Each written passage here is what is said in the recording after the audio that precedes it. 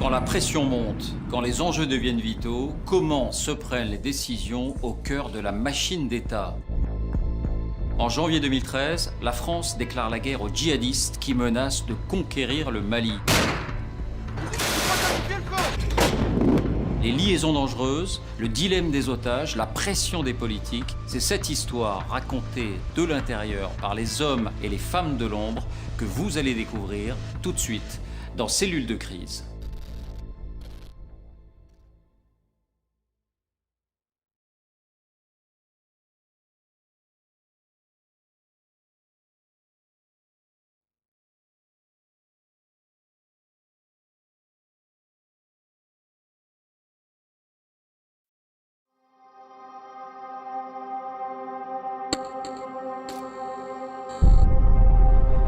Le 11 janvier 2013, la France lance seule une offensive surprise au Mali.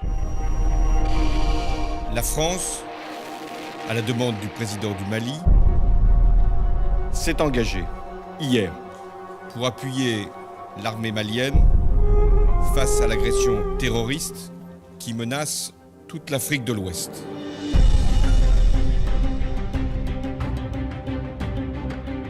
Quand la France entre en guerre, quand une décision engage la vie de milliers de soldats contre un ennemi lointain, comment la machine d'État se met-elle en ordre de bataille? Le président a décidé qu'on allait y aller. Et il veut y aller vite, et il veut y aller fort. La justification de cette intervention, c'est la menace terroriste. Tout le pays risque de basculer aux mains des djihadistes. Au cœur des cellules de crise, nous allons vous raconter la diplomatie secrète, nous n'avions pas besoin d'une intervention au sol. Les pressions des politiques sur les militaires. Les plus belles idées parisiennes se heurteront toujours à la réalité du terrain, et le terrain, là, c'était le sable. Les liaisons dangereuses de l'armée française sur le terrain. Toutes les bonnes volontés pour lutter contre les groupes armés terroristes sont les bienvenues. Les combats extrêmes face à un ennemi prêt à tout. Mais il y avait aussi des enfants soldats. Là, c'était un choc psychologique. La France a-t-elle rempli ses objectifs? Détruire les djihadistes dans leur sanctuaire, restaurer l'intégrité du Mali. Cellule de crise, Mali, les secrets d'une guerre contre le terrorisme.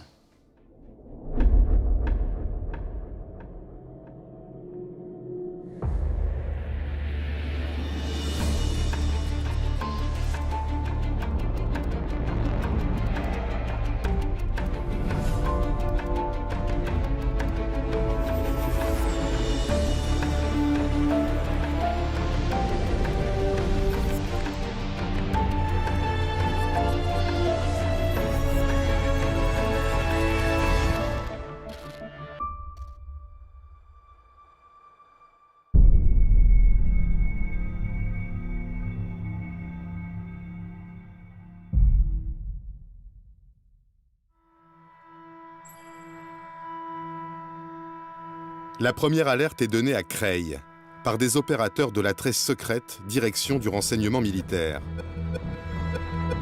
Sur leurs écrans, des balises localisent les téléphones satellites de chefs djihadistes au Mali, à 5000 km de là.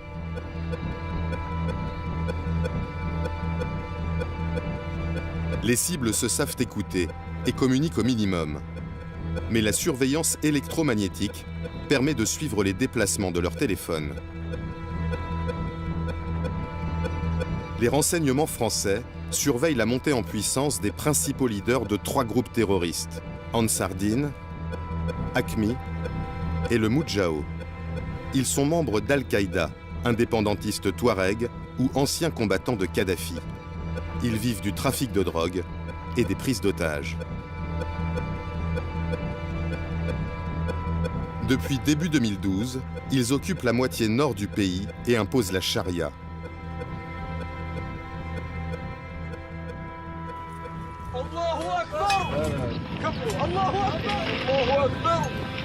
Ces images de destruction des mausolées de Tombouctou font le tour du monde. Ce message est envoyé à la France, aux États-Unis et à tous les pays de l'OTAN. Leur dire que les Moudjahidines sont prêts à l'offensive à n'importe quel moment. Pour la première fois, ces groupes jusque-là autonomes sont en train de s'allier. Ils sont estimés à plus de 1500 combattants.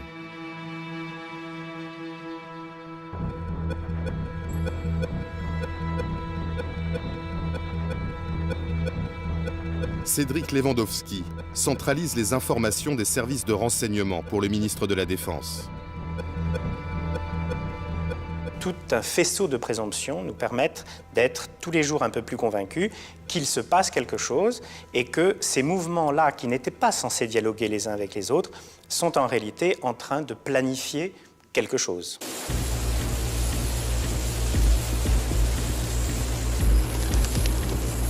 Un Hercule C-130 des forces spéciales françaises est envoyé au-dessus du Mali. Il filme des mouvements de pick-up qui confirment les écoutes.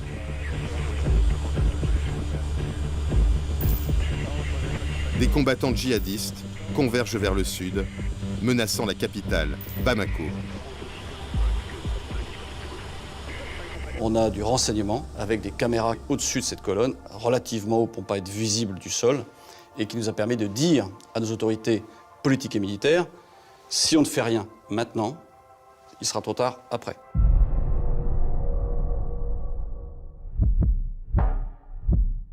Le lendemain, les craintes se concrétisent. 70 pick-up djihadistes s'apprêtent à foncer sur le village de Konna. Pour la première fois, ils franchissent la frontière virtuelle entre le nord qu'ils occupent et le sud du pays.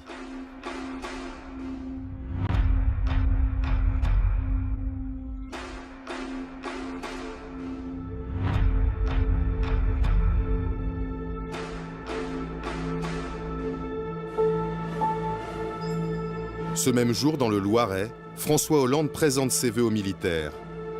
Il se montre préoccupé par la crise au Mali.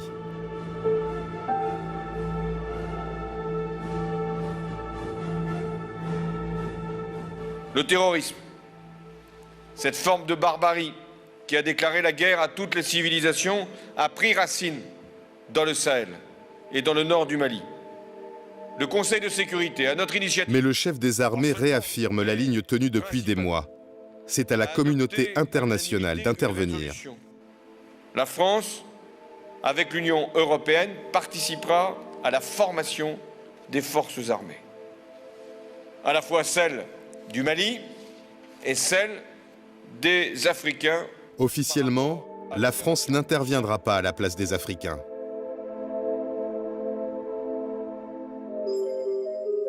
Mais la position de François Hollande va évoluer en quelques heures. De retour à l'Élysée, il reçoit plusieurs coups de fil des autorités maliennes. Laurent Fabius est témoin d'une de ces conversations. J'ai le souvenir d'un coup de fil du président Traoré qui dit ceci. Monsieur le Président de la République, la France est le seul pays qui dispose de forces capables de nous défendre. Et donc je vous demande d'intervenir parce que non seulement je serai mort, mais les terroristes auront pris le contrôle du Mali. Hélène Le Gall est à la tête de la cellule Afrique de l'Élysée.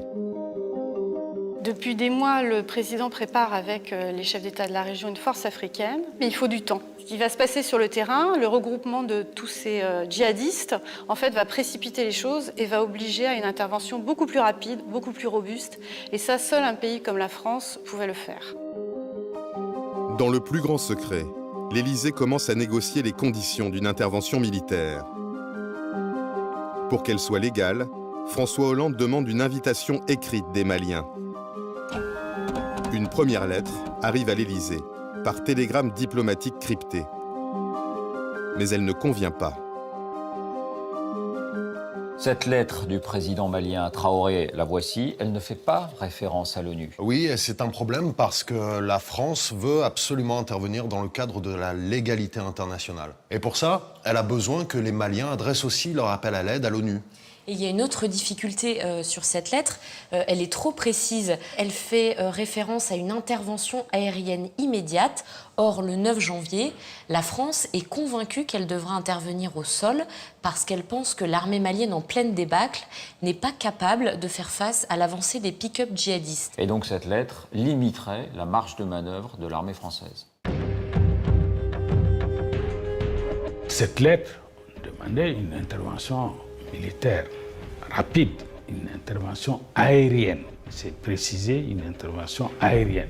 nous n'avions pas besoin d'une intervention au sol, parce que l'armée malienne était quand même prête à poursuivre les terroristes au sol. Et du coup, Kounda Traoré demande un appui aérien dans sa première lettre. Il pense que ça va suffire pour stopper l'avancée des djihadistes. Et deuxièmement, il est, je pense, assez réticent aussi à une intervention militaire complète sur le sol malien. Et Kounda Traoré et les autorités maliennes sont assez crispés sur ce sujet-là. Les conseillers ministériels français planchent sur les modifications qu'ils vont demander aux Maliens. En fait, on leur donne les termes de la lettre qui nous conviendraient et on échange avec les autorités maliennes qui nous refont une lettre dans la même journée où le Mali demande officiellement le soutien militaire de la France. Ces tractations diplomatiques restent secrètes. Publiquement, il n'est toujours pas question de lancer une action militaire au Mali.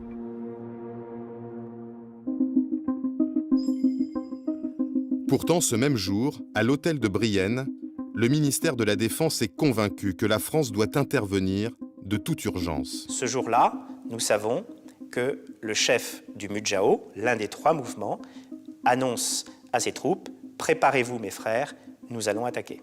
Imaginez qu'Al-Qaïda prenne le contrôle du Mali, dispose d'un État en soi, s'installe, ça veut dire avoir une base arrière, installer des usines de fabrication d'armement. S'il prenait le contrôle d'un État, alors c'était une déstabilisation de l'ensemble du Sahel et donc un véritable danger pour la France et pour l'Europe. La France redoute la création au Sahel d'un sanctuaire terroriste, d'un Sahélistan, à l'image de ce qui s'est passé quelques années plus tard en Irak ou en Syrie avec le groupe État islamique. C'est l'enjeu central. Mais est-ce qu'il y a d'autres intérêts pour Paris à intervenir, politique ou économique? Alors la France n'a pas vraiment d'intérêt au Mali. Elle ne participe pas à l'extraction de l'or malien, qui est la principale ressource du pays. Et ailleurs? En revanche, oui, elle en a au Niger voisin, juste à côté du Mali, car le Niger fournit 30% de l'uranium consommé par les centrales nucléaires françaises. C'est vital. C'est absolument stratégique de protéger ses approvisionnements de la menace terroriste. Dans le village de Konna, des combats opposent les djihadistes à l'armée malienne depuis la veille. La centaine de soldats maliens ne tient plus que la préfecture et 2 checkpoints. Le commandant Abbas Dembélé est à leur tête. En face de nous, les véhicules qui débarquaient des djihadistes qui tentaient de monter à l'assaut sur nos différentes positions. Le checkpoint sur l'axe de Tombouctou avait été détruit. Le checkpoint principal qui avait pu tenir et qui repoussait même l'ennemi risquait de prendre l'attaque dans son dos pour ne pas laisser les hommes à la boucherie. J'ai évalué un peu le risque. J'ai dit stop. Il fallait se replier sur une autre ligne en arrière et réorganiser ses forces.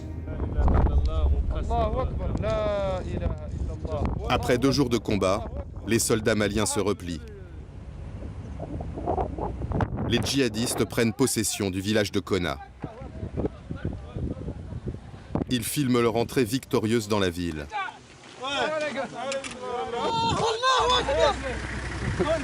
Ils s'emparent des armes, des munitions, des blindés abandonnés par l'armée malienne.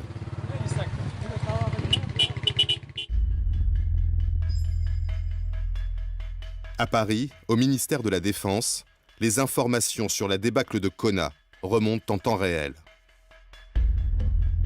La France n'est pas encore en guerre. Pourtant, le patron des forces spéciales donne l'ordre à ses hommes installés au Burkina Faso de partir pour Mopti Sévaré, une grande ville proche de Konna. On a envoyé des reconnaissances, parce qu'on ne s'engage jamais sans reconnaissance, sans renseignement. Quelques 20 à 30 bonhommes sur l'aéroport de Mopti Sévaré, avec de quoi se défendre et de quoi tenir quelques jours. Qui tient l'aéroport, tient la ville. Les forces spéciales aménagent leur poste de commandement à l'intérieur de ce bâtiment.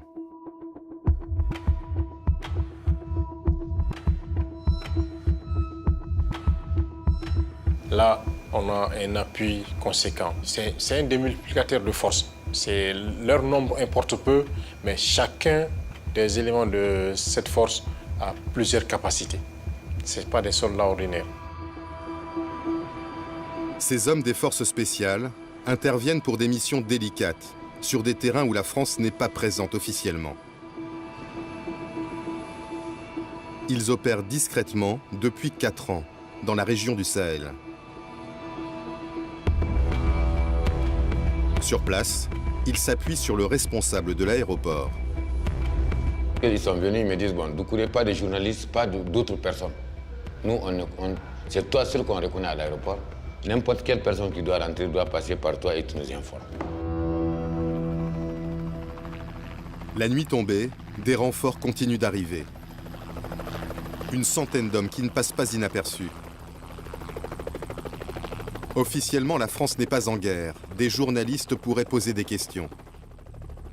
À Bamako, l'ambassadeur de France anticipe les fuites. Dans l'urgence, je sollicite de Paris des éléments de langage. Qu'est-ce qu'on doit dire aux médias qui vont, à la population, qui vont bien s'apercevoir qu'un avion militaire français s'est posé sur le sol malien et d'un commun accord avec les Maliens, on dit voilà, reprise de la coopération. Dans la nuit, l'Élysée obtient un ultime feu vert. Le Conseil de sécurité des Nations Unies appelle à aider l'armée malienne. La France a un cadre légal, des forces sur place. Elle peut intervenir.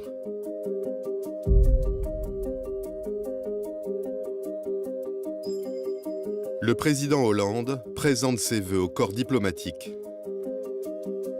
Monsieur le Président de la République. La veille, il affirmait encore que la France n'interviendrait pas au Mali. Cette fois, il prend tout le monde de court. Nous sommes face à une agression caractérisée. J'ai donc décidé que la France répondra aux côtés de nos partenaires africains à la demande des autorités maliennes.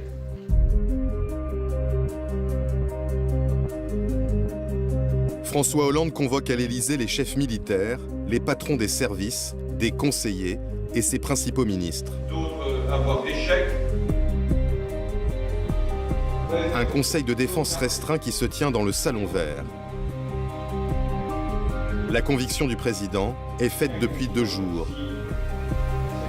Mais officiellement, c'est lors de ce conseil qu'il prend sa décision.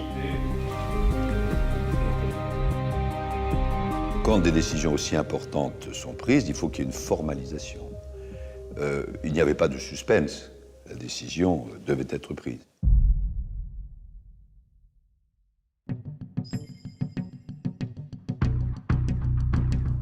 Dès la fin du Conseil de défense, le chef d'état-major des armées rejoint un bunker enfoui sous le boulevard Saint-Germain. Le CPCO, le Centre de planification et de conduite des opérations, va mettre en œuvre les ordres de François Hollande. Le président a décidé qu'on allait y aller. Voilà. Et il veut y aller vite, et il veut y aller fort. On est vraiment là dans l'opération coup de poing qui vise à donner un signal extrêmement fort à la fois à la communauté internationale et à la fois à l'ennemi que la fête est finie et que l'engagement de la France va être extrêmement fort et brutal. Dans la cellule de crise, une trentaine d'officiers de tous les corps d'armée, des agents du renseignement et des forces spéciales. Ils planifient les opérations en amont et les suivent en temps réel. Respect, mon général. Voilà, je vous appelle pour le capitaine de vaisseau Pierre Vendier déroule immédiatement un scénario mis sur pied depuis des mois. On avait dans notre coffre une sorte de liste de courses en se disant si la guerre commence, voilà ce qu'il faut faire. Par exemple, comment utiliser les troupes qui sont en Côte d'Ivoire. Et donc on connaissait parfaitement le délai qu'il fallait pour les troupes en Côte d'Ivoire pour aller au Mali. Une fois que le CEMA dit on y va, je sors ma liste de courses, je réunis mon équipe et je leur dis ok, c'est parti. La cellule de crise mobilise les bases françaises d'Afrique de l'Ouest. À N'Djamena, une unité de 50 hommes reçoit l'ordre de partir en urgence pour le Mali.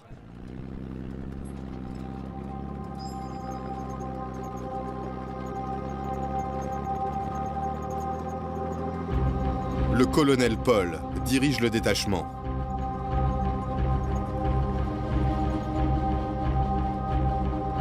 C'est à la fois une surprise parce que on ne s'attendait pas à intervenir sur le Mali. Le président avait dit qu'il ne comptait pas déployer des forces au Mali. En même temps, un certain enthousiasme d'avoir été choisi pour faire partie de cette aventure.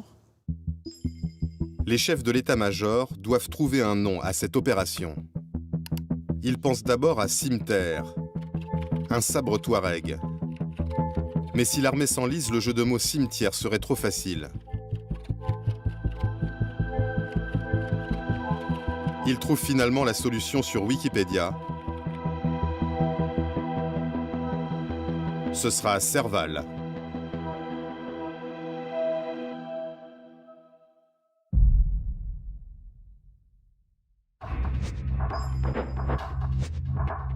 Les forces spéciales sont pour l'instant les seules en mesure de mener les combats.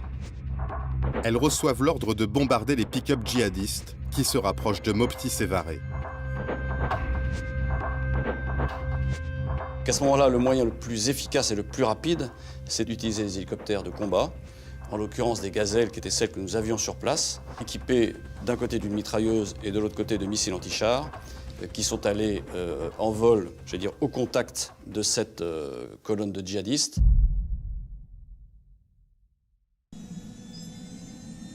Moins de 2h30 après la fin du Conseil de défense, 2 gazelles décollent de Mopti Sévaré. Dans chaque appareil, 2 hommes du 4e régiment d'hélicoptères des forces spéciales de Pau. Le terrain est plat. Les gazelles ne peuvent pas utiliser le relief pour approcher discrètement. Une caméra embarquée dans l'un des appareils a filmé l'intervention.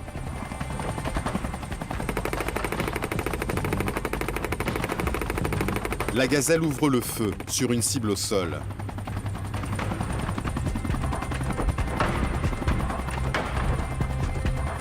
Sous le nuage de poussière, l'ennemi est détruit. Mais des djihadistes dissimulés sous les acacias répliquent. Les 2 hélicoptères sont touchés. La première gazelle doit se poser en urgence. Un soldat est blessé. L'équipage sera récupéré, l'engin brûlé par les Français. Je préfère détruire la gazelle définitivement de façon à ce qu'elle ne puisse pas être utilisée en termes de propagande contre nous. Pour dire, regardez, c'est un hélicoptère français, c'est nous qui l'avons détruit. L'autre appareil reprend la direction de l'aéroport. Mais à bord, le lieutenant Damien Boiteux est gravement blessé à l'aine.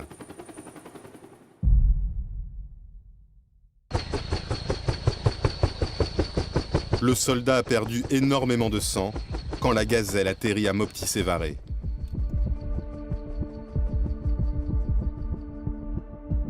Le chef du contingent de force spéciale me dit, ah, Doucouré, tu viens vite. Ils sont venus avec un blessé grave.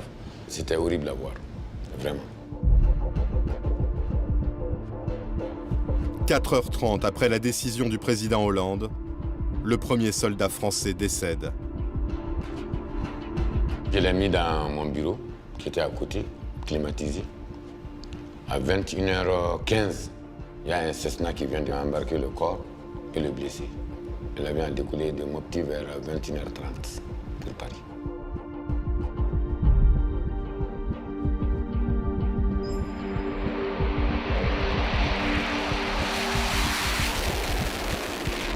Après les hélicoptères, des Mirage 2000 de l'armée de l'air entrent en action.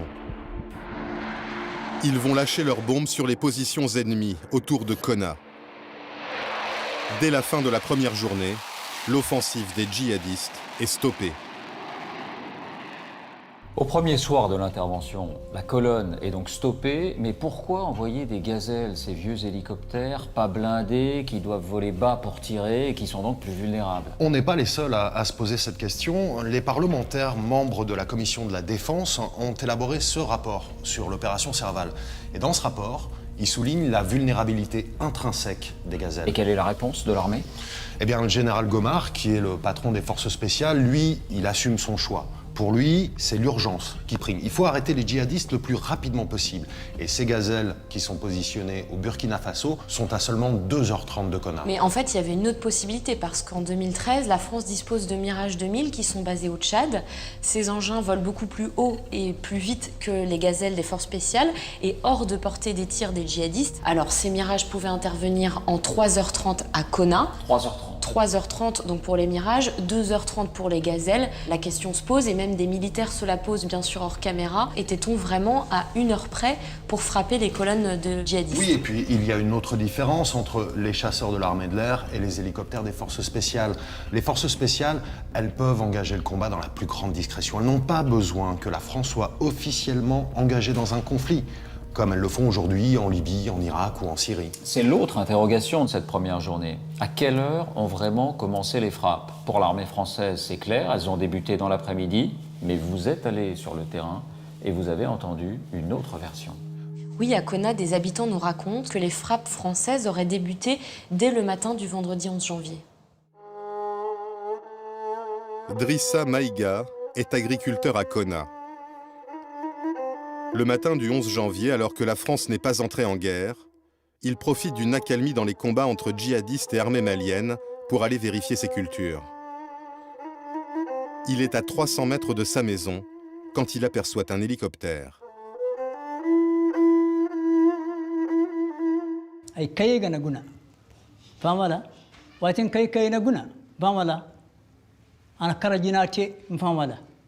ana kara hinkanto te famala kul yamma kayegana guna nti borakana chabayana de mujahidine kango arrondissement ora ina tire fo. Drissa Maïga retourne vers sa maison et constate qu'elle a été touchée, dit-il, par des tirs d'hélicoptères français. watini yana yekone ko fare ay kubi kayekat ay ke kakasana kan aga lani mfamala aminata bu adama bu zainabu bu aliyu bortaci ayni kurgari kan dogori mana banyuti dogori ku dogori ndrimbu ay go jiri way gunda heram famala mali madu ande panda ay karanta mbarane mali madu ande panda ngare he ay go jiri way gunda her fam donc wala boy hunde ho ay zaru bero kan go yaranga ta adama kinewi. Sur place, d'autres témoins racontent des frappes de l'armée française dès le matin du vendredi 11 janvier. Les hélicos de combat faisaient cap sur Konna, un hélico de combat avec des missiles, avec des mitrailleuses. Tout le monde sait ce que ça fait, c'est pas pour aller patrouiller. À partir du 11 déjà au matin, il y a eu des bombardements ou des frappes des hélicos françaises sur les résiduels ennemis qui se trouvaient déjà encore à Konna. Les autorités françaises maintiennent leur version. Il n'y a eu aucune frappe d'hélicoptère avant le déclenchement officiel de la guerre, le vendredi après-midi, ni aucune victime collatérale. Très clairement, là-dessus, je peux être tout à fait définitif. Les premières frappes ont lieu à 16h via le détachement des forces spéciales.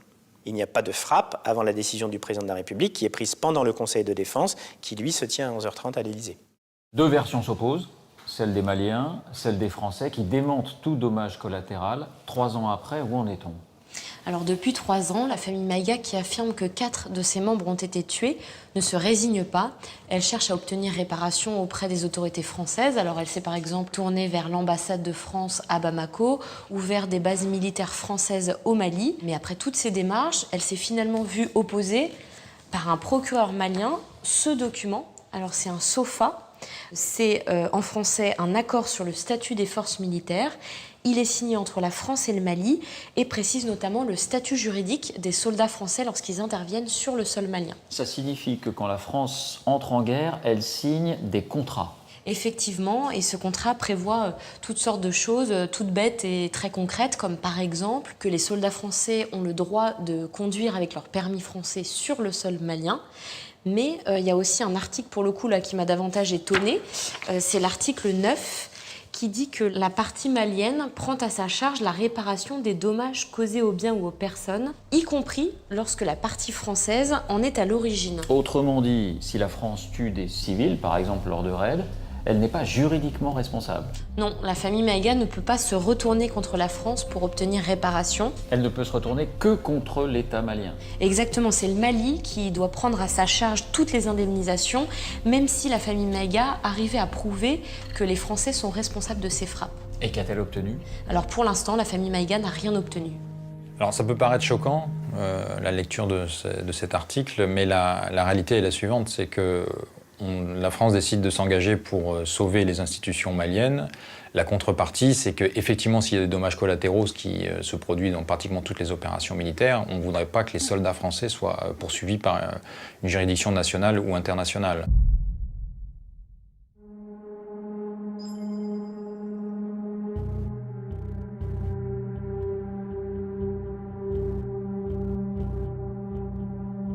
Jean-Yves Le Drian n'a pas fermé l'œil de la nuit.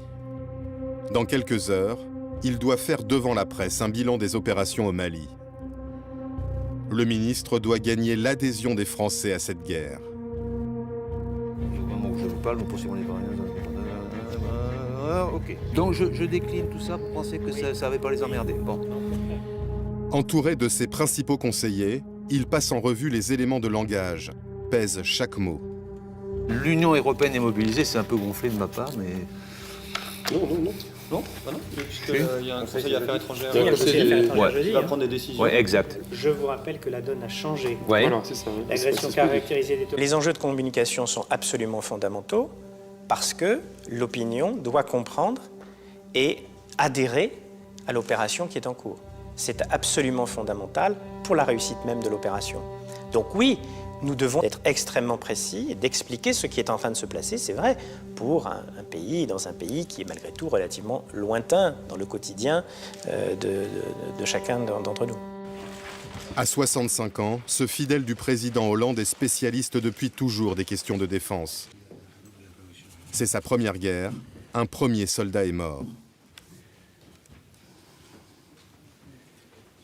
Bien, mesdames, messieurs, je viens devant vous ce matin avec le chef d'état-major des armées dans une situation de gravité. La France s'est engagée dans un combat sans merci contre le terrorisme où qu'il se trouve. Malheureusement, l'un de nos pilotes, le lieutenant Boiteux, du 4e RHC de Pau, a été mortellement blessé. J'en viens maintenant au deuxième théâtre. Le ministre parle d'un deuxième théâtre.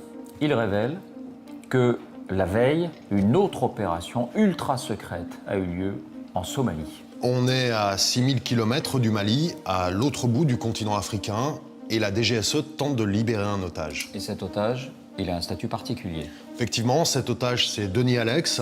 Il appartient à la DGSE, il est membre du service Action, et depuis 3 ans et demi, il est retenu en captivité par un groupe islamiste, les Chebab. Depuis, la DGSE mobilise de gros moyens pour essayer de le libérer. Et elle va finir par le localiser. Denis Alex va finalement être localisé à 100 km au sud de la capitale somalienne, Mogadiscio, dans ce petit village de Boulomarer. Et en décembre 2012, François Hollande va donner son feu vert à l'opération de libération. Cette opération, elle a un nom, c'est l'opération Musisi. Cette tentative de libération, elle a lieu le même jour que le lancement de la guerre au Mali. Est-ce qu'il y a un lien entre les deux? Selon les autorités, il y aurait des raisons bien précises. C'est une nuit dite de niveau 5, c'est-à-dire une nuit noire absolue, parce que les coefficients de marée sont également favorables et parce que les conditions météorologiques, telles qu'on pouvait les attendre, étaient idéales. Et donc, c'était oui, cette nuit du 11 au 12 janvier à 3 h du matin, que se trouvait le moment idéal pour intervenir en Somalie. Évidemment que c'est un hasard total qui a fait que les 3 mouvements djihadistes au Mali, qui ne sont absolument pas reliés au Chebab de Somalie, il n'y a aucune histoire à se raconter dans ce domaine-là, eux décidaient de foncer vers le sud. C'est le hasard complet de la petite et de la grande histoire. Des combats d'une grande violence se sont déroulés, d'une grande violence, au cours desquels, je parle maintenant avec précaution, tout donne à penser que malheureusement Denis Alex a été abattu par ses geôliers. Un soldat a perdu la vie à la suite de blessures et un soldat est porté disparu. En fait, ce soldat a été tué. Il y a donc 3 morts. C'est un fiasco. Et surtout, en 24 heures d'une guerre contre le terrorisme qu'il essaye de vendre aux Français, Jean-Yves Le Drian doit déjà annoncer 4 morts. Au deuxième jour de l'intervention, la cellule de crise Mali doit en priorité organiser la reprise des villes du Nord. Le CPCO s'appuie sur le système d'alerte Guépard. 5000 soldats français prêts à partir à tout moment, n'importe où dans le monde. À leur tête depuis 1 an et demi, le général Bernard Barrera. Je reçois un coup de téléphone du CPCO, donc de Paris, me disant « Attention, on va déclencher l'alerte Guépard, donc apprête-toi à mettre tes unités en place ». Je rejoins tout de suite mon PC qui était à quelques centaines de mètres de mon domicile, à Clermont-Ferrand, et j'appelle mes 5 colonels en disant « Pour l'instant, on ne sait pas quelles unités, mais on est dans du réel, et apprêtez-vous à partir et à prévenir vos capitaines pour qu'ils préviennent eux-mêmes leurs soldats ». En quelques heures, les premières unités sont prêtes à partir. Elles quitteront la France au bout de 2 jours. Le général Barrera, lui, va attendre 9 jours pour rejoindre le Mali. Car les logisticiens du CPCO sont confrontés à des problèmes d'acheminement des hommes et du matériel. L'armée manque d'avions de transport. À l'hôtel de Brienne, le ministre en personne prend son téléphone pour en trouver. Il fait le tour des Alliés, dont les Américains. On nous proposait de louer des heures de vol.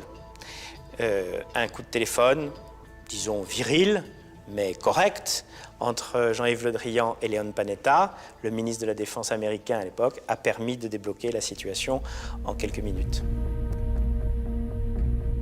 Le ministre explique à son homologue que les Russes, eux, proposent de prêter gracieusement leurs avions. Et les avions américains nous ont été prêtés et non pas loués.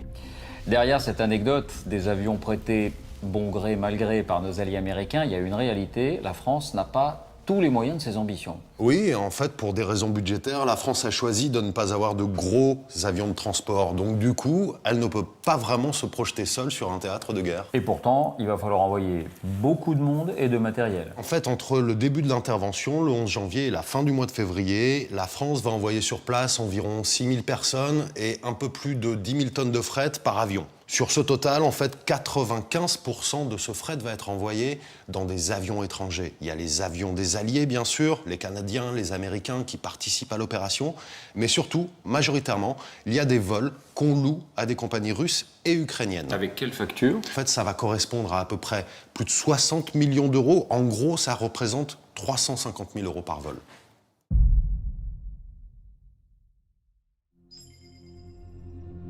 Après les premières frappes pour arrêter les pick-up, le CPCO veut détruire les bases arrières des djihadistes, dans le nord du Mali.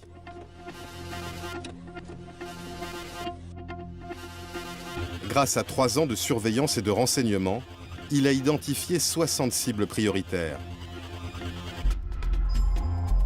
Ces objectifs sont transmis au colonel Damien. Il commande le premier escadron de Rafale envoyé au Mali. Ce sont des postes de commandement des groupes terroristes dans la région de la boucle du Niger, au centre du Mali. Et ce sont des dépôts logistiques, des dépôts de carburant, des dépôts de munitions. Et ce sont également des camps d'entraînement des groupes terroristes.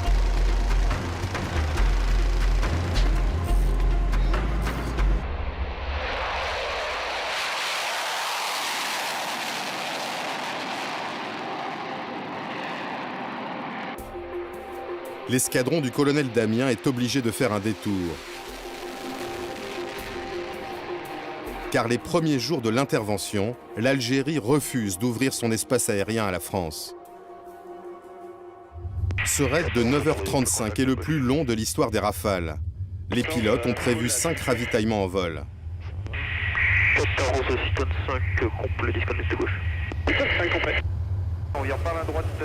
En milieu d'après-midi, ils larguent leurs 24 bombes sur la région de Gao. Combien de temps encore? 7 secondes.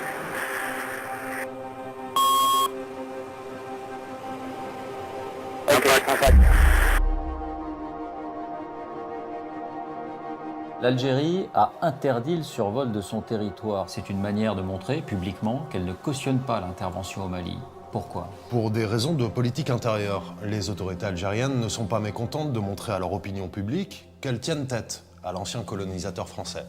Et puis, Alger entretient une relation complexe avec les groupes djihadistes. C'est-à-dire? Eh bien, il ne faut pas oublier que les principaux responsables d'AQMI, Al-Qaïda au Maghreb islamique, sont d'origine algérienne. Ce sont les héritiers des GIA, ces fameux groupes islamiques armés qui semaient la terreur dans l'Algérie des années 90. Alger, surtout, ne veut pas se les mettre à dos. Et hors caméra, des conseillers ministériels ont été très clairs. Selon eux, il y aura un genre d'accord tacite entre Alger et les leaders djihadistes. Vous ne commettez pas d'attentats sur notre territoire et en contrepartie, on ne vous fait pas la guerre. D'ailleurs, certains djihadistes trouveraient même refuge dans le sud algérien. Finalement, sous la pression de la France, l'Algérie va autoriser les avions français à survoler son territoire, mais en toute confidentialité. Ça ne doit pas sortir, mais ça va sortir. Nous intervenons dans le cadre de la légalité internationale. Le nombre des soutiens est Dans les médias, Laurent Fabius est interrogé sur le sujet. Pour le moment, est-ce que l'Algérie vous soutient? Alors, nous avons eu des contacts avec l'Algérie. L'Algérie a autorisé sans limitation le survol de son territoire, ce qui est quelque chose de significatif, dont je remercie les autorités algériennes. Et aujourd'hui... J'ai été amené à dire qu'il y aurait un survol. Bon. Mais peut-être que je n'avais pas pris les précautions nécessaires. Et est-ce que j'ai fait une boulette? J'en sais rien, mais ça n'a pas eu grande importance. Ça braque les Algériens. Les Algériens n'aiment pas qu'on mette ça sur la place publique. Donc oui, les Algériens se braquent. C'est parce que la frénésie de communication fait que tout n'est pas bordé. Et on fait des bourdes. 3 jours plus tard, une des cibles des militaires français au Sahel, Mokhtar Belmokhtar, dit le Borgne, revendique l'attaque contre le site gazier d'In Amenas en Algérie. 800 otages, 40 morts. L'attaque a été planifiée avant le déclenchement de Serval. Mais les terroristes s'en servent comme prétexte. Ils visent l'Algérie, disent-ils, car elle a ouvert son espace aérien à la France.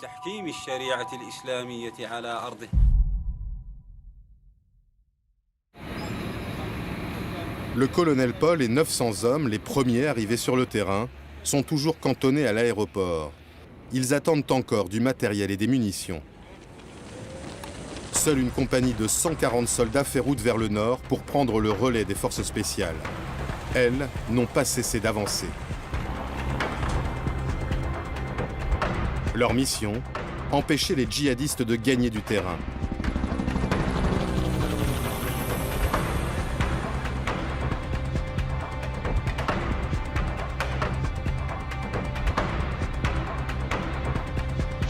En 10 jours, avec seulement 250 hommes, elles ont investi 5 villes.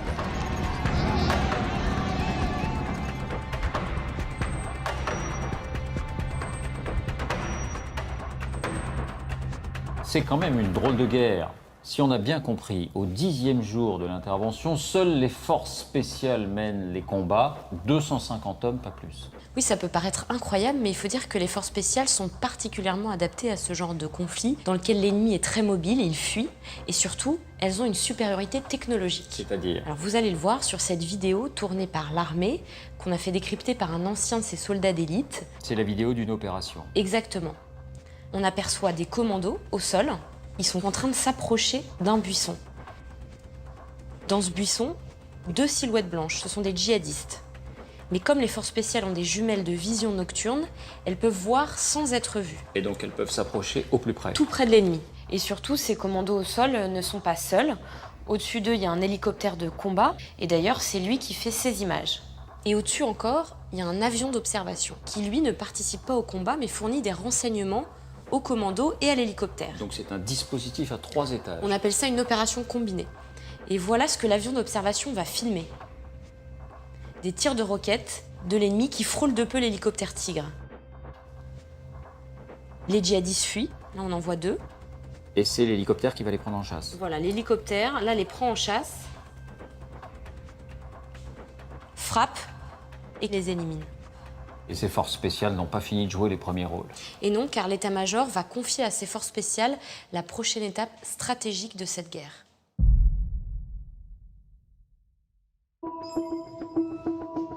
Les officiers du CPCO sont mobilisés sur la prise de la ville de Gao, sur le fleuve Niger. Fief de l'un des mouvements terroristes, le Moudjahou, elle est stratégique pour la reconquête du Nord Mali.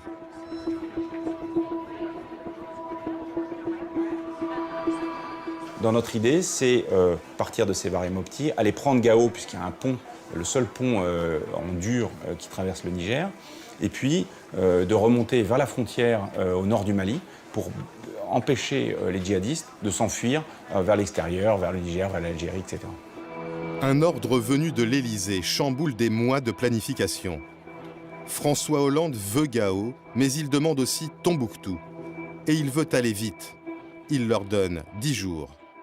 Tombouctou, c'est aussi un objectif vis-à-vis de l'opinion publique française. C'est la ville la plus connue du Mali à travers le monde. Et parce que son poids à la fois culturel et symbolique frappe et a frappé l'ensemble de la population internationale quand on a su qu'elle était aux mains des djihadistes. Et donc la reprise de Tombouctou est une véritable prise de guerre, même si elle est symbolique. Effectivement, reconquérir Tombouctou, ça a du sens politique, même si militairement, ce n'est pas notre plan au départ. On n'est pas payé pour dire ça n'a aucun intérêt d'aller à Tombouctou. Nous, notre boulot, c'est de rendre possible la volonté politique. En termes d'efforts, de coordination, ça oblige à revoir le plan. C'est votre client au restaurant qui change d'avis alors que vous êtes déjà en train de faire la cuisine, qui vous dit en fait je voulais pas de la viande, je voulais du poisson. Le général Barrera, chef de la brigade Serval, est arrivé au Mali avec son PC de 92 officiers. Le CPCO n'a pas eu le temps d'entrer dans les détails du raid sur Tombouctou. C'est donc lui qui décide de la route à prendre. On se dit, bon, par où passer? Et donc là, il y a 3 options. Soit la route goudronnée qui arrive directement sur Tombouctou. Mais le seul problème, c'est que vous avez le fleuve entre Tombouctou et vous, et il n'y a pas de pont, il y a juste des bacs, et vous ne connaissez pas l'état des bacs. La deuxième solution, c'est de faire tout le tour en passant par Gao du fleuve Niger et d'arriver donc par l'est de Tombouctou. C'est long, et vous ne connaissez pas non plus la route, enfin en tout cas la piste de sable qui se situe de ce côté-là. Et puis finalement, vous avez la route qui est la plus sûre, mais qui est en même temps la plus, allez, on va le dire, la plus dégueulasse, parce que c'est du sable, c'est des marécages. Et c'est aussi la route qu'a pris Joffre au siècle dernier pour prendre Tombouctou. Donc historiquement, je me dis, si les anciens sont passés par là, c'est aussi parce que c'était certainement la meilleure route à prendre.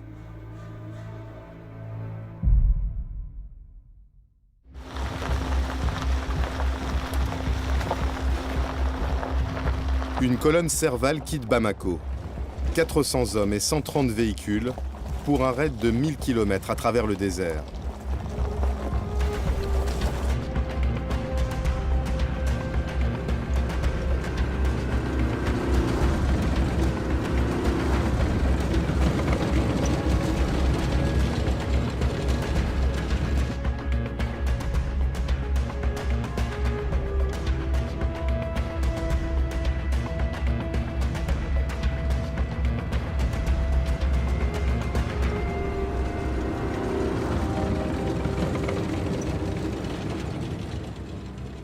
Les hommes du colonel Paul ont 4 jours pour atteindre Tombouctou.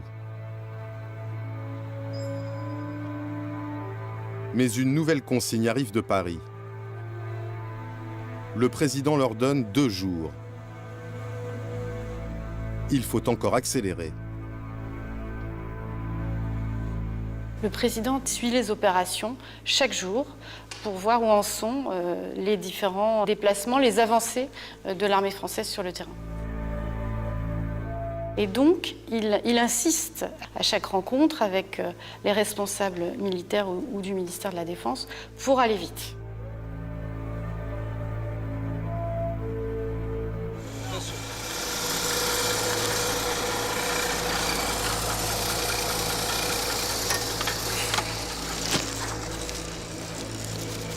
En cours de route, les hommes du colonel Paul doivent intégrer une unité de l'armée malienne.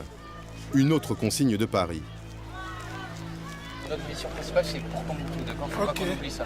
Ensuite, on pourra lancer des fouilles à droite. Nous ne voulions pas, nous, que notre intervention soit perçue comme l'intervention d'une puissance extérieure, d'un occupant, parce que ça aurait été, non pas immédiatement, mais à terme, l'échec absolu. Donc les instructions qui ont été données, c'est qu'à chaque fois que c'était possible, nous opérions avec les forces maliennes.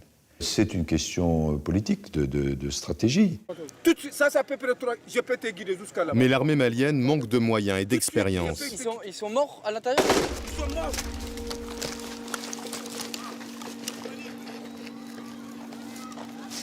Un soldat malien s'est malencontreusement tiré une balle dans le pied en retirant son arme. Putain. Il faut que tu dises à tes hommes de faire attention à ça. Même tout de suite, j'ai parlé de ça. Enlevez-la, s'il te plaît. Enlevez-la, s'il te plaît. Putain. Et là, on a perdu presque 1 heure pour savoir ensuite ce qu'on allait faire de ce blessé. À ce moment-là, le chef doit prendre une décision. Donc un seul blessé, c'est blessé malien. Le soldat malien est confié à un hôpital local. La colonne reprend sa route.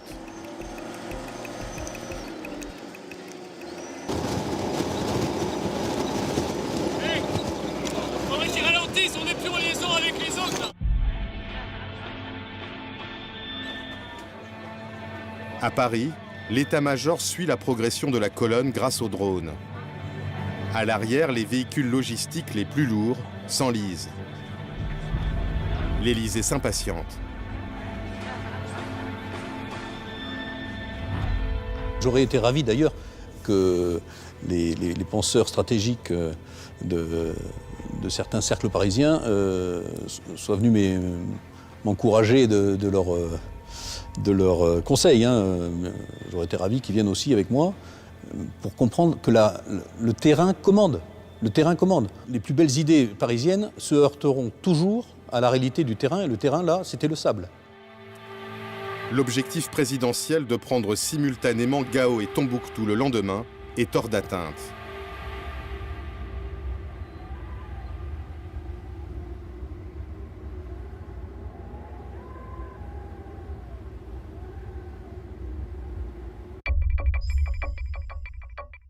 À Paris, les militaires doivent rendre des comptes. 3 fois par jour, ils sont convoqués avec des conseillers et des diplomates dans le bureau du directeur de cabinet Cédric Lewandowski. Peu habitués à ce que les politiques interviennent autant dans la conduite de la guerre, certains le surnomment ironiquement le général Lewandowski. Je le prends comme un hommage et je suis très fier. Je ne me prends pas pour un chef de guerre. Je suis le directeur de cabinet civil et militaire du ministre de la Défense, en charge de faire en sorte que le ministre de la Défense soit toujours extrêmement précis et extrêmement juste pour aider à la décision du président de la République.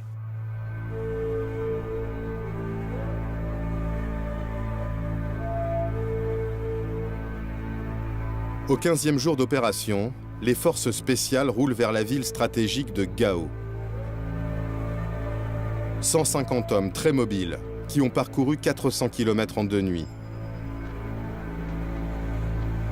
Sans attendre les renforts d'une colonne Serval partie de Bamako, ils reçoivent l'ordre d'attaquer les 2 points clés de la ville.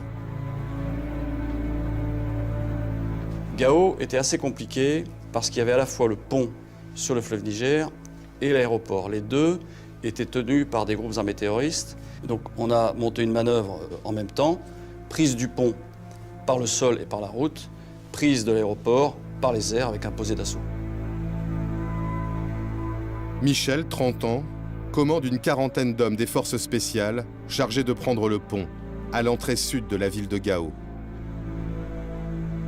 Si jamais le pont est détruit, ou alors si le pont reste aux mains des djihadistes, il va falloir monter une manœuvre extrêmement coûteuse en temps pour franchir le Niger, en sachant qu'il n'y a pas de pont sur plusieurs centaines de kilomètres, que ça va donc grandement complexifier l'opération Serval, et surtout que ça va laisser le temps aux djihadistes de préparer une manœuvre défensive à base d'embuscades, de mines et d'engins explosifs improvisés.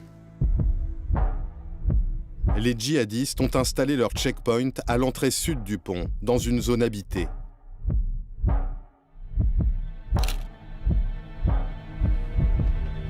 Pour les Français, des frappes aériennes au milieu de la population seraient trop risquées.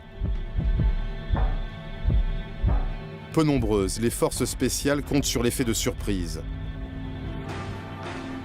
Par drone, elles repèrent une butte de terre à l'extérieur de la ville.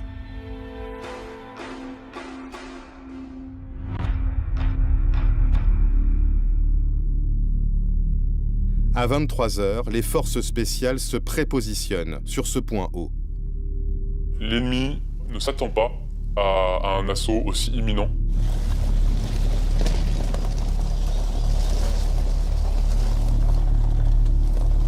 On les voit arriver et se déployer devant nous. On est au maximum de nos capacités de vision. Le groupe d'assaut est en ligne. L'ennemi se comporte donc comme si nous n'étions pas là. Les djihadistes ont prévu de tendre une embuscade à l'endroit même où sont postées les forces spéciales. Lorsqu'ils arrivent à 5 mètres, les premiers échanges de tirs ont lieu. Il est 23 h 30.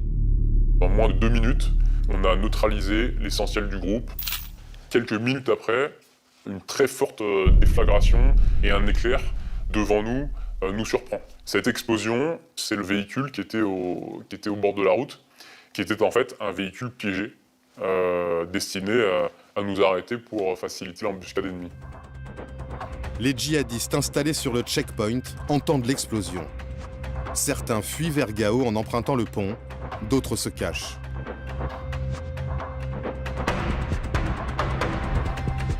Ensuite, il nous reste à progresser jusqu'au pont. Il y a 1,5 km, et dans ce 1,5 km, il y a les éléments qui se sont réfugiés dans la multitude de maisons de cette zone périurbaine. Et donc là, la progression est plus compliquée parce qu'on n'a pas affaire à une position ennemie identifiée. On a des tirs sporadiques, on est harcelé, et donc on doit progresser de manière très méthodique. À 1 h du matin, l'unité du commandant Michel s'empare du pont. Cette même nuit, malgré des véhicules qui obstruent la piste, un avion des forces spéciales se pose sur l'aéroport. Sans même couper ses moteurs, il débarque un commando et repart aussitôt. L'aéroport est pris sans résistance. En tant que patron des forces spéciales, j'ai pas voulu rentrer dans la ville. Pourquoi? Parce que on rentrait dans une autre forme de combat et qui n'était pas le mien.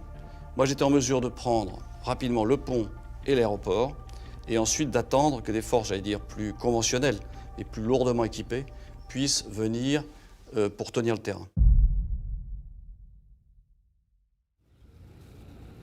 Sur le front de Tombouctou, à la date imposée par Paris, les véhicules de tête du colonel Paul sont encore à 200 km de la ville. Le convoi s'étend sur une centaine de kilomètres. Le retard s'accentue. Les véhicules sensables et les véhicules logistiques qui sont extrêmement lourds s'ensablent 2 fois plus. Dans la journée du 26, ma colonne logistique a fait 800 mètres en 11 heures. On a décidé de couper la colonne en 2 et de dire à ce moment-là, il y aura une colonne qui partira, qui foncera encore plus vite sur Tombouctou pour arriver le 27, puisqu'on n'y arrivera pas le 26. Et le convoi logistique, lui, servira, ensuite on arrivera en 2e échelon, arrivera même si c'est 24 heures après. Les Rafales assurent la couverture aérienne des forces françaises qui marchent vers Tombouctou. Le colonel Damien survole la ville. Nous avons observé un certain nombre de pick-up qui quittaient précipitamment la ville de Tombouctou. Donc ce sont effectivement des indications qui pouvaient laisser penser qu'il y avait un repli définitif vers le nord-est du Mali de la part de nos adversaires. Les informations convergent. L'ennemi semble avoir pris la fuite. Pourtant, l'Élysée insiste pour un déploiement militaire de très grande ampleur. En plus des blindés du colonel Paul, les parachutistes de la Légion étrangère sont mobilisés.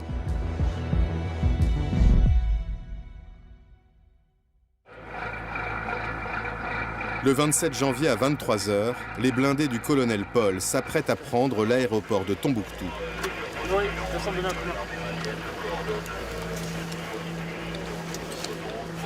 Fermez les portes.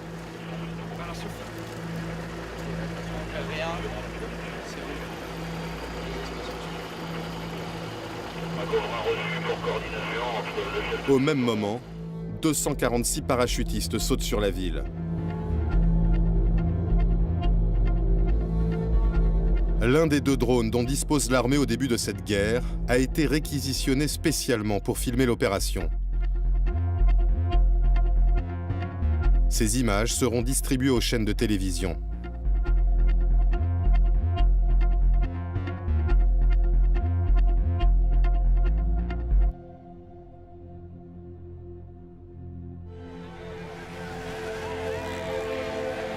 Au petit matin, les habitants fêtent l'arrivée des Français. Tombouctou est tombé sans un coup de feu. Au 18e jour de l'intervention, les soldats de l'armée conventionnelle n'ont toujours pas affronté l'ennemi.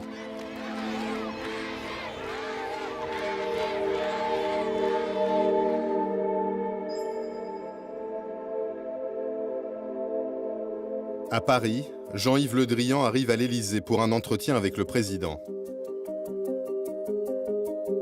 Il est détendu.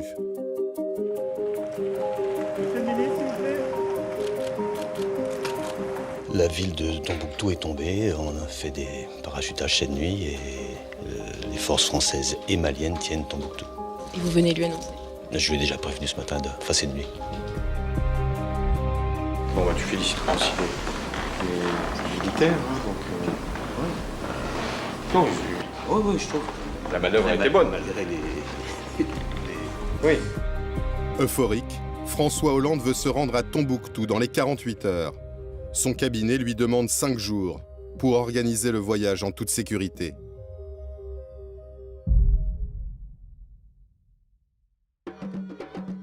À Tombouctou, une foule immense attend François Hollande. Le colonel Paul est en charge du dispositif de sécurité sur l'aéroport. 3 ou 4 minutes avant que l'avion qui a amené le président n'atterrisse, le gouverneur de Tombouctou est arrivé avec une dizaine d'habitants de Tombouctou et un chameau qu'il comptait, m'annonce-t-il, offrir au président, puisque c'est la tradition, lorsqu'une haute personnalité vient, on offre un chameau. Et donc, 3 minutes avant que l'avion ne se pose, j'ai mon chameau et je ne sais pas quoi en faire.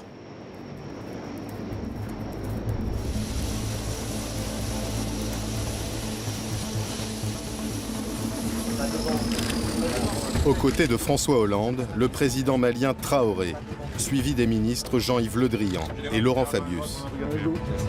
C'est pas le chameau qui pose des problèmes sécuritaires, c'est tous les gens qui vont entourer le président au moment où il se voit offrir le chameau. Donc, au niveau sécurité, il va falloir prendre ça en compte.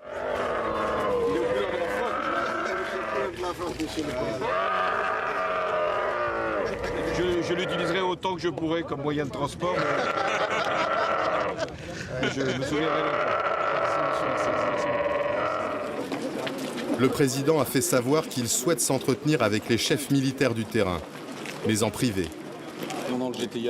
Il s'agit d'organiser une mini-cellule de crise, mais à laquelle on ne peut pas associer le président malien. Donc il va falloir trouver une manière de soustraire le président à l'ensemble du dispositif, et notamment de son homologue.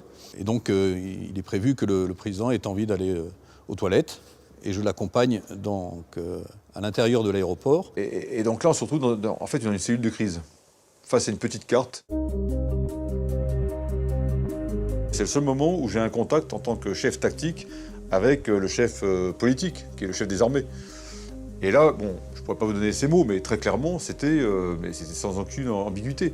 C'était bravo pour ce que vous avez fait honneur à la France, et maintenant, je vous demande de continuer, de trouver l'ennemi, et si vous le trouvez, de le détruire. François Hollande fait la tournée des monuments symboliques de la ville, ceux qui ont été ciblés par les djihadistes. Et ça, c'est à leur portée, ça, dans les retraites, ils se sont pris à mettre du feu là-dedans. Le président termine son voyage à Bamako. Il y est accueilli en héros. Nous étions là, nous entourions le président de la République. Et juste en face de nous, il y avait un écriteau qui était ça, que j'avais en face de moi. Alors, il y avait marqué « Merci à Papa Hollande et au tonton Le Drian et Fabius. C'était juste en face de moi. Sur le moment, c'est assez indicible. Bon, c'est plus simple que ça, on se dit qu'on a été utile. Sur la place de l'Indépendance, François Hollande prononce un discours dont une phrase va devenir célèbre. Et moi, je veux ici vous dire que je viens sans doute de vivre la journée la plus importante de ma vie politique.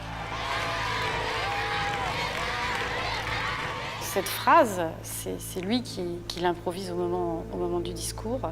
Je crois qu'il est gagné par l'émotion qui est visible sur l'ensemble des participants et en particulier la foule de Bamako qui lui témoigne beaucoup d'affection à ce moment-là. L'enthousiasme des Maliens vis-à-vis de François Hollande sera de courte durée.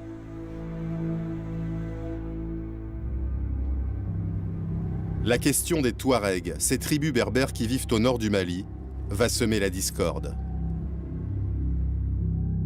Pendant qu'on célèbre la reprise des grandes villes, les forces spéciales continuent d'avancer. Elles sont alors à Kidal, à près de 1000 km au nord-est de Tombouctou. Oui, cette ville, Kidal, c'est le bastion des Touaregs. C'est la capitale de ce qu'ils appellent l'Azawad. L'Azawad, c'est un territoire plus grand que la France et dont ils réclament l'indépendance. Ça fait 50 ans que des combats meurtriers, en fait, opposent les autorités de Bamako aux indépendantistes Touaregs. Et là, une question délicate va se poser pour les Français à propos d'un de ces groupes Touaregs, le MNLA. Absolument, le MNLA, le Mouvement National de Libération de l'Azawad. En fait, en 2012, le MNLA, ce mouvement, s'allie avec les djihadistes pour chasser l'armée malienne de tout le nord du pays.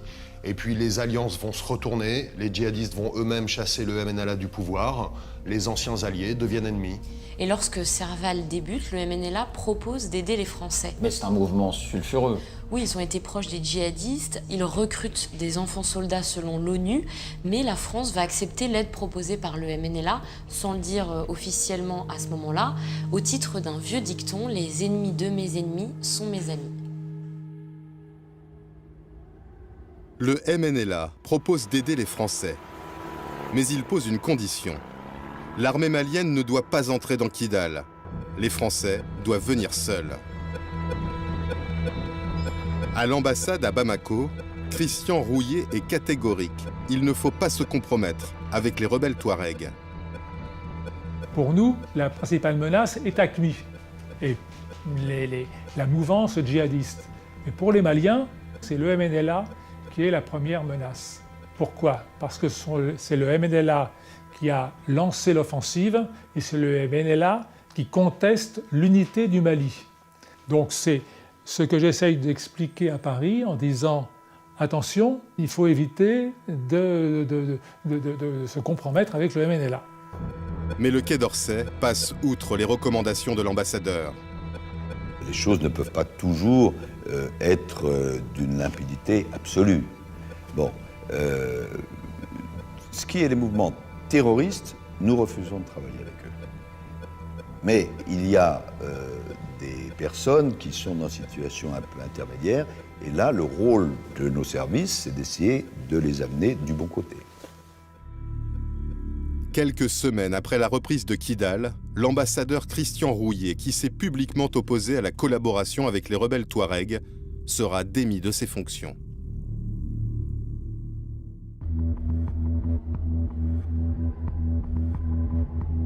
Comme convenu avec le MNLA, les forces spéciales ont pris le contrôle de la ville sans associer les soldats maliens.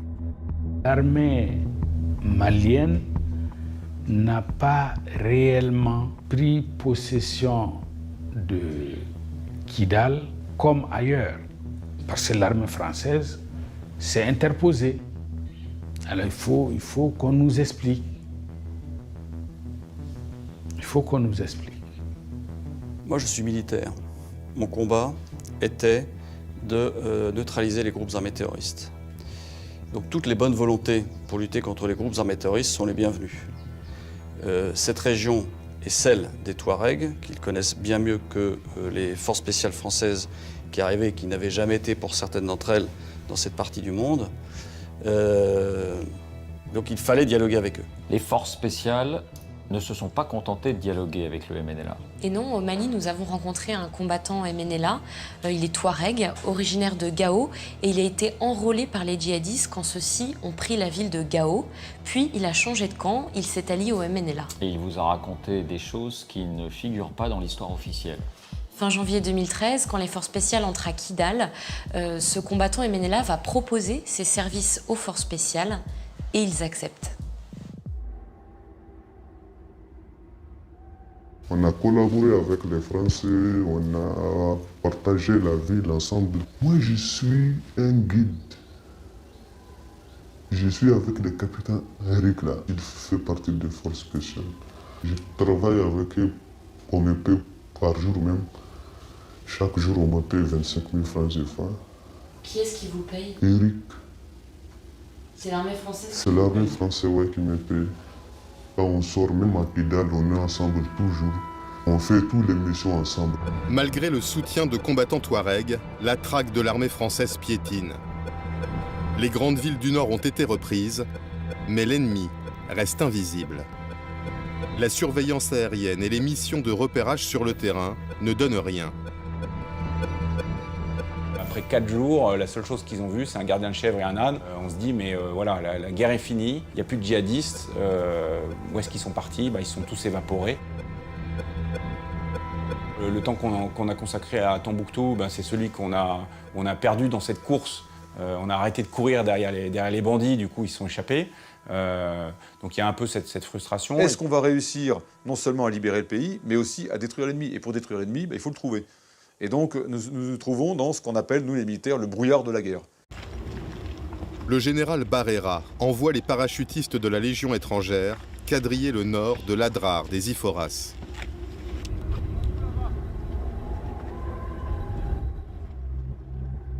Ce massif montagneux très difficile d'accès est connu pour être une zone de repli des djihadistes.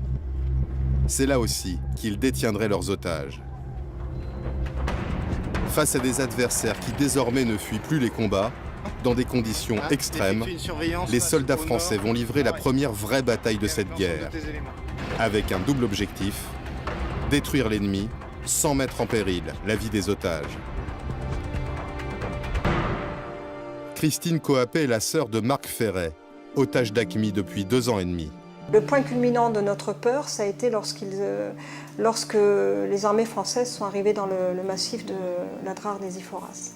Ce que l'on craint, les familles, c'est justement que les otages se trouvent sous le feu et puis perdent leur vie. Les autorités, à ce propos, nous disent qu'elles vont faire le maximum, qu'elles vont essayer d'en tenir compte. Pour le CPCO qui coordonne les opérations, l'ordre est très clair. À aucun moment les otages sont pris dans le tempo des opérations. Le renseignement sur les otages, il interviendrait éventuellement en nous disant vous n'allez pas vous occuper de tel endroit, vous ne faites pas des frappes à tel endroit parce qu'on suspecte qu'il y a des otages. Et ça n'arrive pas, ou en tout cas si ça arrive, je ne l'ai pas vu. La force Serval prépare la bataille de l'Adrar des Iforas depuis la base de Thessalite.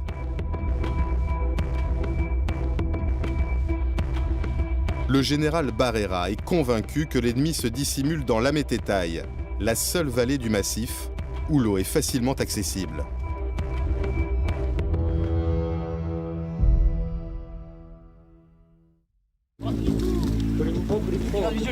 Allez les gars, ça percute les enfants, allez en avant. Chacun se déplace. Chacun se déplace. Le 19 février, après 15 jours de recherche, l'intuition du général Barrera se confirme. Les premières unités qui commençaient à grenouiller dans l'Adrar des Ifogas sont tombées sur une grosse embuscade de djihadistes qui protégeaient l'entrée de la Matétaï. Donc là, on a eu des combats très durs avec notre premier mort. Donc on a compris que le nord était gardé. Dans ce guet-apens, le sergent-chef Harold Vormezel est tué.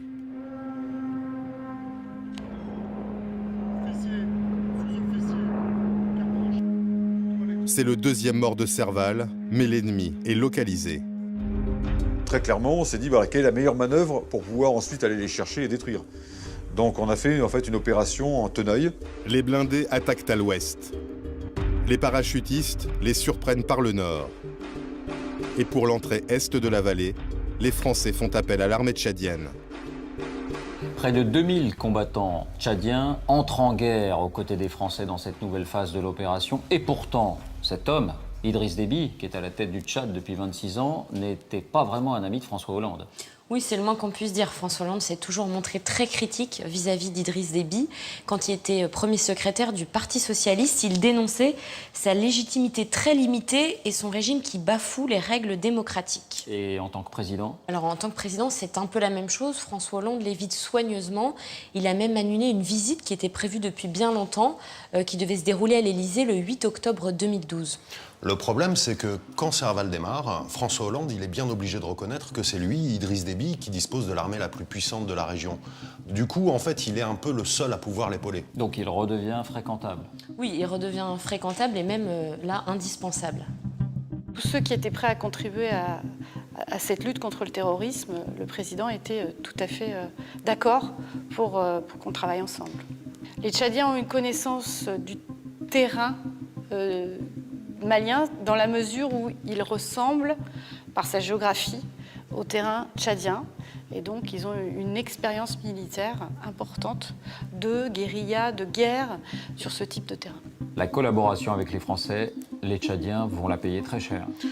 En une seule journée, à l'entrée est de la vallée de la Mététaille, 27 soldats tchadiens vont être tués et plus de 70 autres vont être blessés.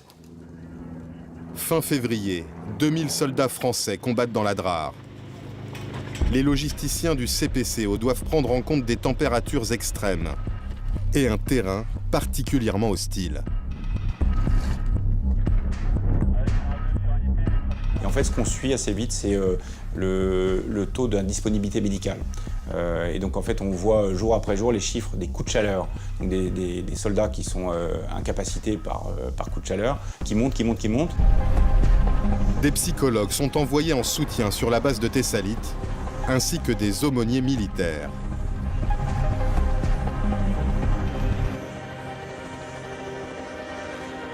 Jean-Jacques Danel est prêtre. C'est sa 3e opération extérieure. Je peux dire que je n'ai jamais senti autant de demandes de la part des militaires qu'en arrivant là-bas. Et même chez certains, c'était de l'ordre de l'attente. Enfin, vous arrivez, Padre. L'aumônier recueille les confidences de soldats qui, pour la première fois, voient leur ennemi de près.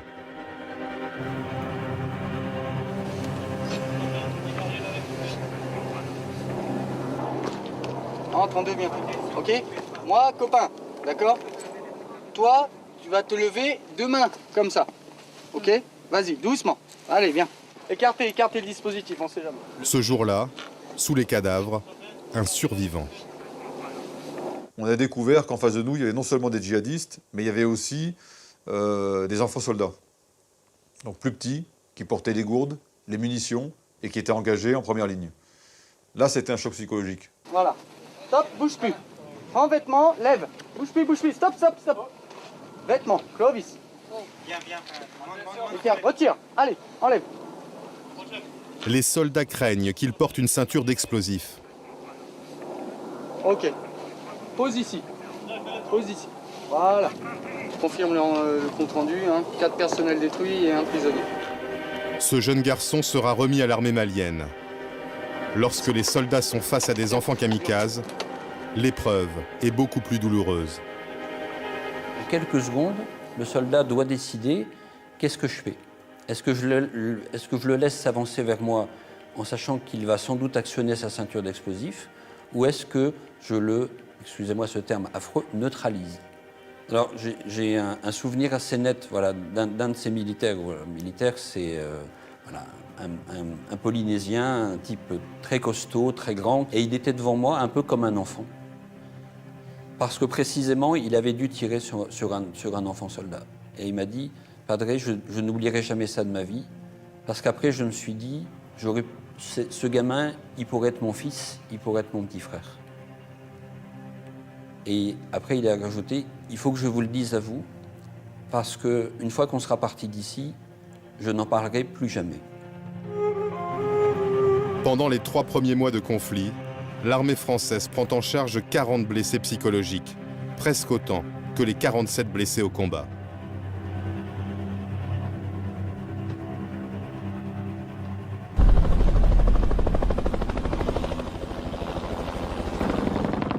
Il y a un tireur à gauche, c'est sûr. La force Serval fait face à une résistance déterminée de l'adversaire. Au nord de la vallée de l'Amététaï, 130 parachutistes sont ralentis par une dizaine de djihadistes retranchés sur un piton rocheux.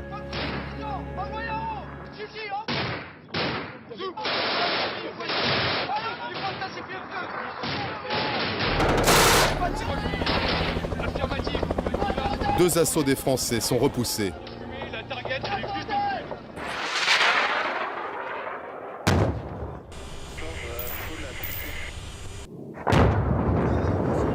Malgré des tirs d'hélicoptères, 12 missiles et 2 bombes de 250 kg, l'adversaire résiste. Le caporal-chef Cédric Charenton, 26 ans, est mortellement touché à la tête. Après 9 heures de combat, les parachutistes renoncent et contournent par l'est. Un seul djihadiste a été tué, les autres prendront la fuite pendant la nuit. Il a fallu avancer de rocher en rocher, il a fallu passer ensuite derrière des massifs, escalader des bunkers de pierre.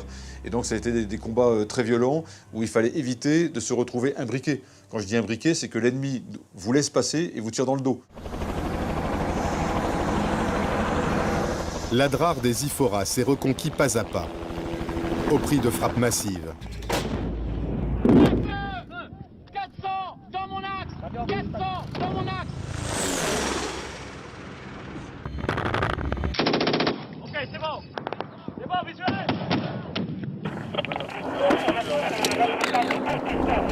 Sous cette pluie de feu, des Français. 4 otages, dont Marc Ferret qui se trouve aux mains des combattants d'AQMI.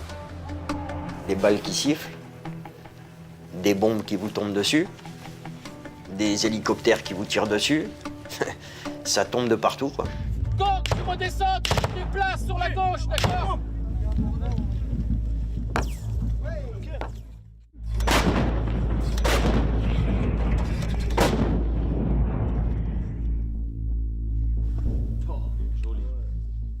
C'est zéro répit, c'est zéro nourriture, c'est rien. Et on était dans le groupe. Vêtus pareil qu'eux, avec un aspect physique identique à eux.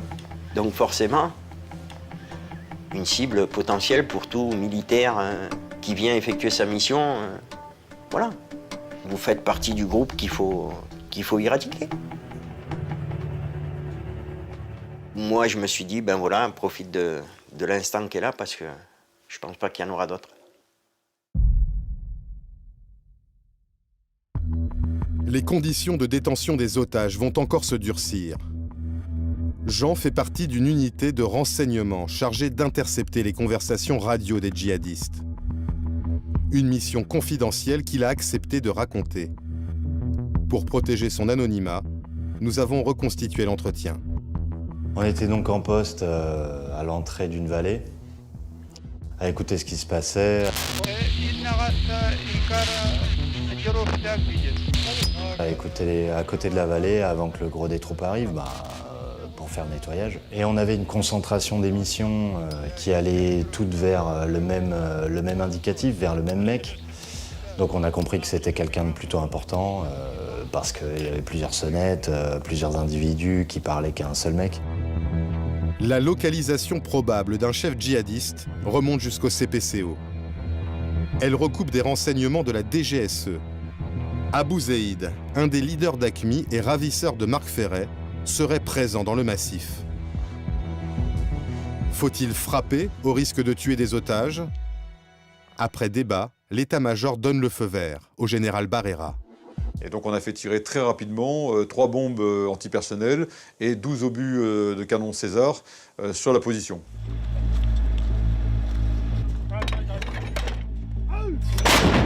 Il y a eu une première salve de tirs d'artillerie, si je ne me trompe pas, il y a eu aussi des avions qui sont passés.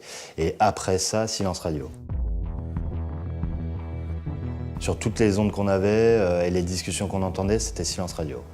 Et une fois le silence passé, les mecs, ils disaient Abou Zaïd, Abou Zaïd, Abou Zaïd, Abou Zaïd. Donc ils l'appelaient par son nom, Abou Zaïd. Et là, on a compris que, comme il répondait pas, il y avait de grandes chances que le mec, il soit mal en point, soit il soit mort. Ce 27 février, les Français viennent donc d'éliminer cet homme-là, l'un des leaders djihadistes, l'un de ceux que les anglo-saxons appellent les HTV, les High Target Value. Oui, sauf que les Tchadiens, nos alliés à l'époque, affirment que c'est eux qui ont tué Abou Zaïd 5 jours avant les Français. Pour le prouver, ils vont publier cette photo. Donc Abou Zaïd a été tué 2 fois. En fait, personne n'a jamais pu confirmer que sur cette photo, c'est bien le leader d'AQMI. Mais la France va faire prélever l'ADN de la victime de la frappe dont parle Jean. Et cet ADN, elle va le faire comparer avec l'ADN de la famille d'Abou Zaïd en Algérie. Ils concordent. Mais pourtant, elle va attendre le mois de juillet pour confirmer la mort du leader terroriste. Et même à ce moment-là, elle ne va pas revendiquer en être à l'origine. Et pour quelle raison? Alors sans doute par prudence, parce qu'à l'époque, il y a encore 6 otages français qui sont aux mains des djihadistes.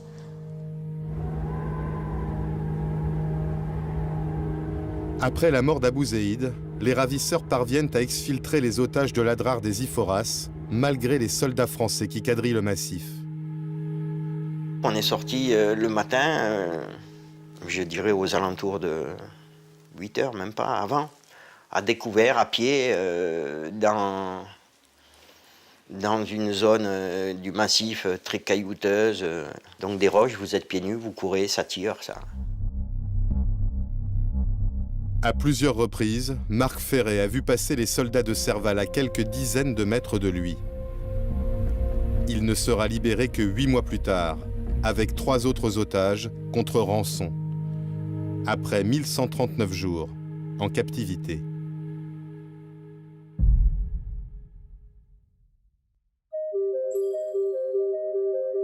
La parole est à monsieur Jean-Yves Le Drian, ministre de la Défense.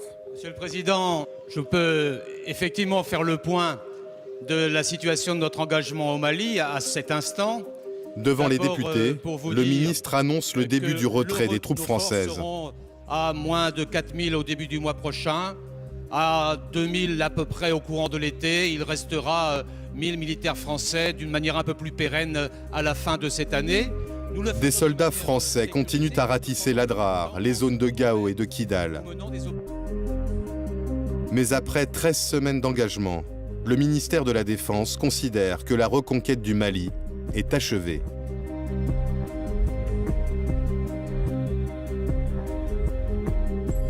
Votre sacrifice rappelle à la nation l'âpreté des combats livrés au Nord Mali en particulier. 6 soldats français et 63 soldats maliens sont morts pendant ces 4 premiers mois d'opération. Près de 400 djihadistes auraient été tués, 300 faits prisonniers. Serval se prolongera jusqu'à l'été 2014 et se transformera en opération Barkhane, 3000 soldats français dans 5 pays du Sahel.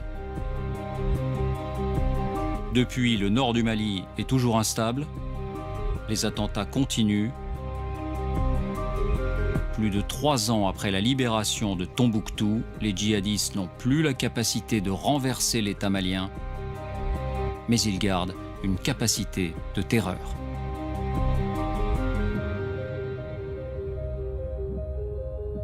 Bonsoir Monsieur le Ministre. Bonsoir. Et bienvenue dans notre cellule de crise.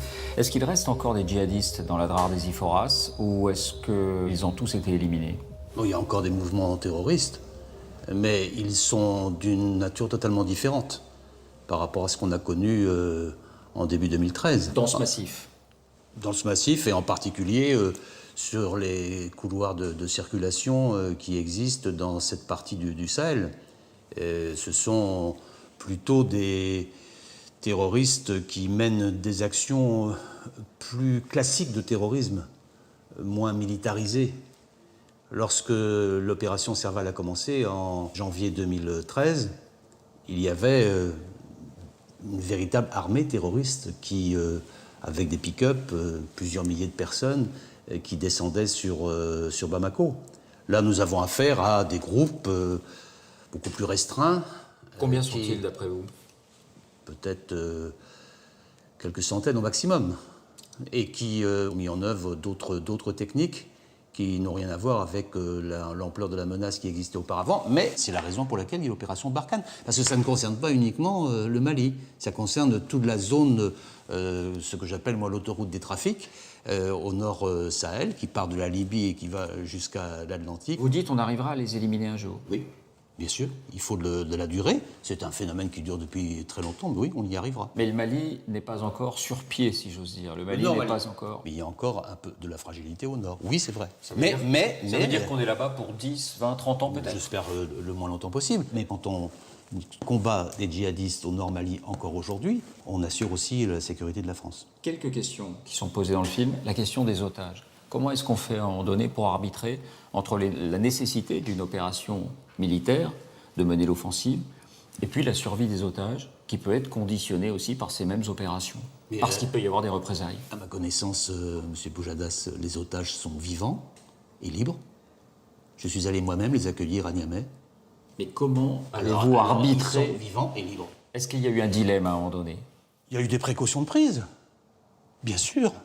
Je ne vais pas rentrer dans les détails. Les services secrets travaillent de manière extrêmement étroite avec nos forces armées. Il y avait des risques, oui, sans doute. Mais les otages sont vivants et libres.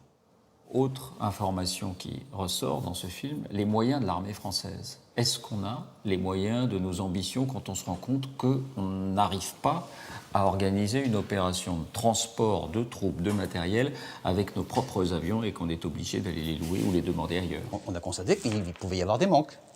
Et le manque majeur, c'était la logistique, c'est-à-dire le moyen de transport. Moi, j'ai trouvé ça en arrivant, hein. J'étais là depuis 6 mois, un peu plus. Et donc, j'ai pris la décision de renforcer ces moyens, en particulier de passer des commandes d'avions de transport, qui étaient indispensables. Est-ce qu'on peut tirer un enseignement de cette guerre au Mali pour la situation en Syrie et en Irak aujourd'hui, du point de vue français? On n'est pas du tout dans la même configuration, même si c'est la même adversité. Entre Daesh et AQMI, il y a la même volonté barbare de détruire, quoi qu'il arrive, déstabiliser. C'est le même enjeu avec des implications géographiques totalement différentes. On peut constater néanmoins que lorsqu'il n'y a plus d'État stable, alors c'est le champ ouvert pour le terrorisme, et ce terrorisme nous vise nous, que ce soit en Syrie, en Irak, ou que ce soit au Sahel ou au Mali. Merci, Monsieur le Ministre, d'avoir répondu à nos questions. Cellule de crise revient le mois prochain. Nous parlerons des attentats du 13 novembre.